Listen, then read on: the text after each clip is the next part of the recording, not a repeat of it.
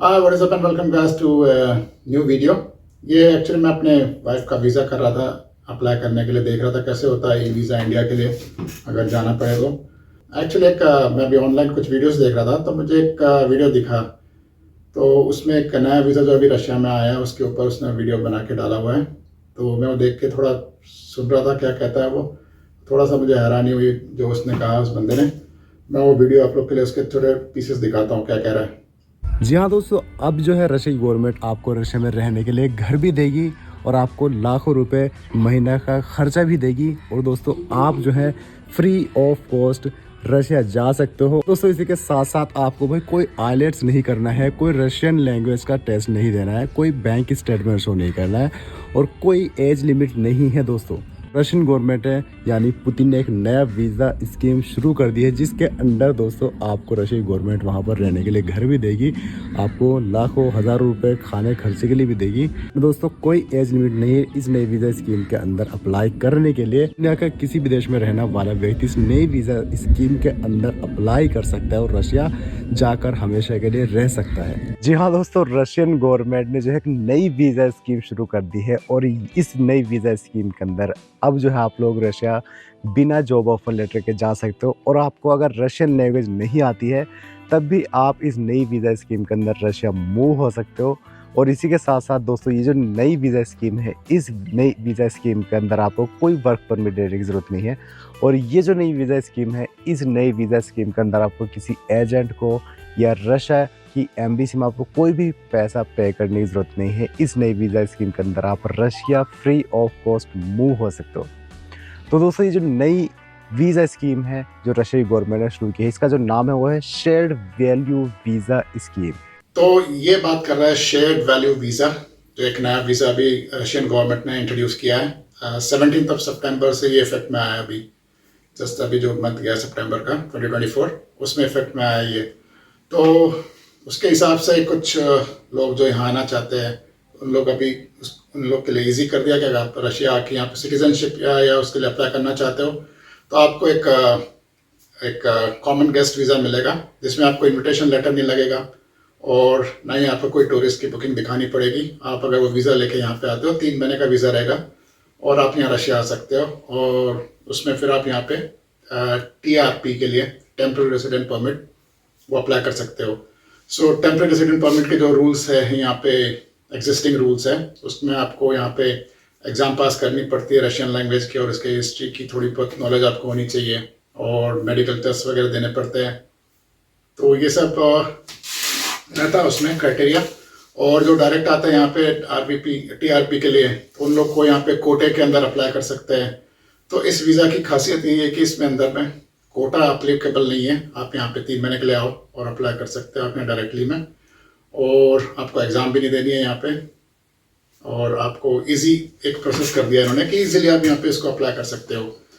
But इसमें काफ़ी सारी बातें कर रहा है, मुझे सुन के थोड़ा अजीब सा लग रहा है। अब क्या बोलूँ इससे, लोग इन्फॉर्मेशन को या तो इंटरप्रेट नहीं कर पाते, इंग्लिश में पढ़ते या समझ नहीं पाते या जानबूझ के इस तरह के वीडियो बनाते हैं।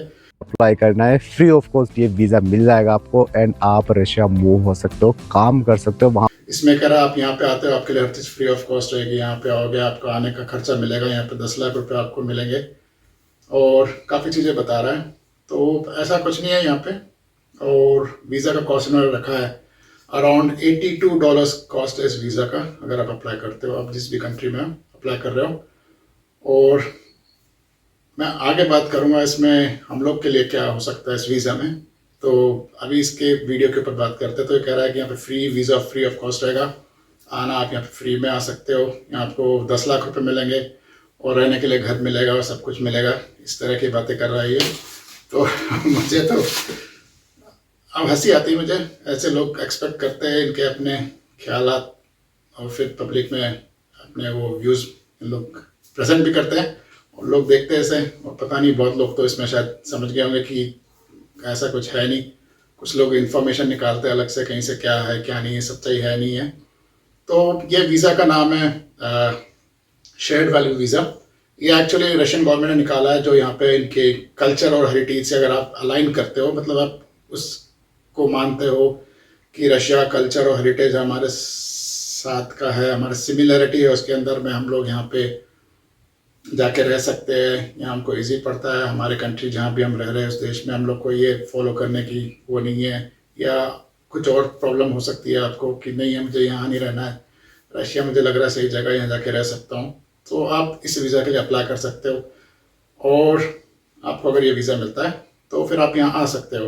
अब जैसे कौन लोग आ सकते हैं, अब वो उसके हिसाब से इस शायद बंदे ने पूरी न्यूज़ नहीं देखी होगी या नहीं पढ़ी होगी, उसमें कुछ कंट्रीज़ इन्होंने अनाउंस करी है, अराउंड 52 या 42 कंट्रीज़ है, मुझे एग्जैक्टली नहीं पता, मैं एक्चुअली कंटिन्यूशन में बोलता हूँ तो मैं स्टडी नहीं करता हूँ, बस जो जनरली पढ़ा रहता है न्यूज़ उसके ऊपर बात करता हूँ। तो 42 या 52 कंट्रीज़ या उससे भी कम हो सकती है, मैं लिस्ट डालता हूँ इसमें वीडियो में। तो वो जो कंट्रीज़ है, अमेरिकन हो गया, यूरोपियन हो गया और एशिया की कुछ कंट्रीज़ है उसमें, तो उन्होंने एक लिस्ट जारी करी है कि ये वीज़ा जो रहेगा, नया जो वीज़ा है शेयर्ड वैल्यू वीज़ा, ये सिर्फ इन कंट्रीज़ के जो सिटीजन्स हैं उनके लिए रहेगा, और इसके अलावा जो इन कंट्रीज़ मेंशन नहीं है वो लोग नॉर्मल रेस है जो भी उनका है आरवीपी के लिए एग्ज़ाम देनी है, यहाँ पे दुनिया भर की जो भी लगती है यहाँ पे कोटा सिस्टम वो सब फॉलो करके आपको लेना है, या शादी करके लेना है, या कुछ स्टूडेंट आते हैं यहाँ पे वो आरवीपी लेते 3 साल की एजुकेशन होने तक की, उस हिसाब से ले सकते हैं, या फर्दर एजुकेशन के हिसाब से जो अलग प्रोसेस है वो सब उन पर एप्लीकेबल होगा जिस कंट्री का नाम इस लिस्ट में नहीं है। तो सबसे मेन बात ये है कि इसमें हम लोग, जैसे मैं इंडिया से हूँ तो इसमें इंडिया का नाम नहीं है, बाजू की हमारे सराउंडिंग सार्क नेशंस हो गए, भूटान हो गया, नेपाल हो गया, पाकिस्तान, श्रीलंका, थाईलैंड, या जो भी, थाईलैंड तो ज़्यादा सार्क में, जो भी आसपास की कंट्रीज़ है साउथ ईस्ट एशिया कंट्रीज़ उसमें नहीं है। तो ये एक लिस्ट है इनकी। एशियन कंट्रीज़ में इन्होंने 2 कंट्री को लिया है जिसमें एक जापान है और साउथ कोरिया है, फिर उसके बाद नीचे ऑस्ट्रेलिया हो गया जो अलग कॉन्टिनेंट है, फिर न्यूजीलैंड है वो भी इन्वॉल्व किया है इन्होंने। तो ये उसकी लिस्ट, आप इसको देख सकते हो, या अगर आपको ध्यान से देखना तो सब वीडियो को पॉज करके आप इसको वेरीफाई कर सकते हो, आप अगर हो इसमें तो इंडिया है या नहीं है, क्या मिस आउट हो गया। तो ये हम लोग इंडियंस के लिए नहीं है। अब मेरा जैसे वीज़ा ख़त्म हो रहा है 20 मंथ में, अक्टूबर चल रहा है, तो मुझे वापस जाना पड़ेगा, वीज़ा लगवाना पड़ेगा।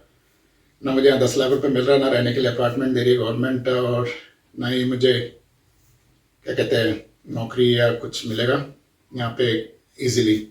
तो इसमें अगर आप इसके हिसाब से जैसे कह रहा है यहाँ पे सब चीज़ आपको पैसा भी मिलेगा, ऐसा नहीं है। यहाँ पे आपको आके जब यहाँ रहते हो 3 महीने का वीज़ा मिलेगा, आपको आरवीपी अप्लाई करनी है, और वो आरवीपी अप्लाई करने के बाद में आपको यहाँ पे नौकरी वगैरह जो करनी है, हर साल आपको अपना यहाँ पे एक वो दिखाना पड़ेगा कि आप इतनी इनकम कमा सकते हो। यहाँ पे आपको कुछ नहीं मिल रहा है, यहाँ पे आपको उल्टा कमा के दिखाना पड़ेगा कि मिनिमम उन्होंने एक स्लैब बनाया 29,000 रूबल महीने के, 3.5 लाख रुपए, 3.5 लाख रूबल साल के, वो एग्जैक्ट मैं फिगर इसमें डाल रहा हूँ, आप पढ़ सकते हैं। या आपको यहाँ पे रिपोर्ट करना पड़ेगा, आपको चेक करेंगे कि आप यहाँ पे रह रहे हो, अपने आप को मेंटेन कर रहे हो, ना कि यहाँ पे खाली वेले पड़े हुए हो या वहाँ से दूसरे कामों में लग गए हो। तो आपको इनकम भी दिखानी पड़ेगी कहाँ से आपकी आती है, इनकम प्रूफ देना पड़ेगा कहाँ से आता है, आपको टैक्स पे करना पड़ेगा यहाँ पे। और जैसे ये कह रहा है कि मेडिकल वगैरह फ्री रहेगा, मेडिकल फ्री नहीं रहेगा यहाँ पे, मेडिकल में आपको एनरोल करना रहेगा। और अगर आप इस वीज़ा को लेके आ रहे हो तो आपको इनिशियली आपको एक मेडिकल इंश्योरेंस निकालना पड़ेगा, जो जिसकी वैल्यूएशन 30,000 यूरोज़ के होना चाहिए, जो आप यहाँ आते हो 3 महीने के लिए उसमें। और उसके बाद यहाँ की अगर आपको ये आरवीपी मिलती है तो आपको यहाँ पे बाकी चीज़ें आसान हो जाएगी, आपको मेडिकल एक्सेस कर सकते हो वहाँ पे, जैसे यहाँ रशियन सिटीजन्स करते हैं, और यहाँ पे जॉब कर सकते हो, प्राइवेट जॉब्स कर सकते हो, बिजनेस कर सकते हो।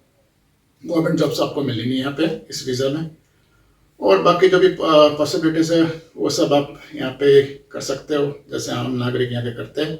इसमें एक मिलिट्री सर्विस जो है, मैं पहले पिछले वीडियो में डाल दिया है, आप देख सकते हो। तो मिलिट्री सर्विस भी अगर आप एज में क्वालिफाई करते हो तो कंपलसरी रहेगा आपको उसके लिए। तो ये है इस वीज़ा का fact, shared value visa. Shared value में मतलब आप कल्चर, हेरिटेज और रशिया का जो सिस्टम है उसको आप फॉलो करते हो, उसको आप मानते हो कि ये हाँ मैं इसका पार्ट हूँ, इसका पार्ट था, मेरा फैमिली बैकग्राउंड था या नहीं था, या भी हो सकता है, जो भी रीजन्स रहेंगे। इस वैल्यू को डिफाइन किया उन्होंने, शेयर्ड वैल्यू वीज़ा इसका नाम दिया गया। तो ये थी इसका फैक्ट।